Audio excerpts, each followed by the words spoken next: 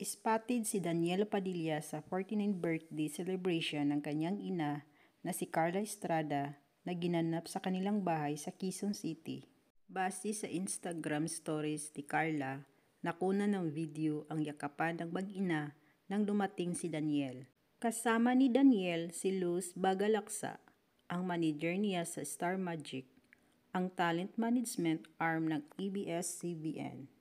May family picture rin sila kasama ng mga nakababatang kapatid ni Daniel. Wala ang girlfriend ni Daniel na si Catherine Bernardo sa mga nirepost na pictures ni Carla sa kanyang Instagram. Hindi maiwasang hanapin ng iba si Catherine dahil matunog pa rin ang espekulasyon sa mga isyong inuugnay na sanhi umano ng breakup ng magkasintahan.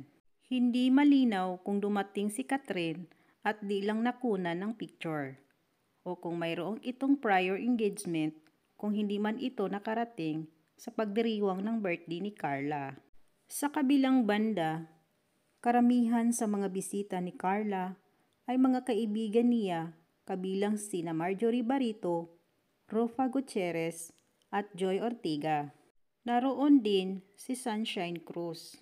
Sa kabilang banda, nakatawag ng pansin ang Instagram post ni Carla na puno ng Bible verse at inspirational quotes tungkol sa pag-handle ng mga pagkakamali.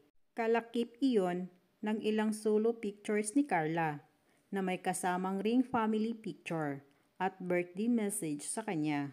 Sabi ni Carla sa isang caption niya, "Be strong and courageous, for the Lord your God will be with you." May isa pa siyang quote na nagsasabing, "He who is without sin among you, let him be the first to throw a stone." John 8 verse 7. Sabi sa isa pang quote, "Your past mistakes are meant to guide you, not define." Dagdag ni Carla sa caption, "Yes, we are strong mamas."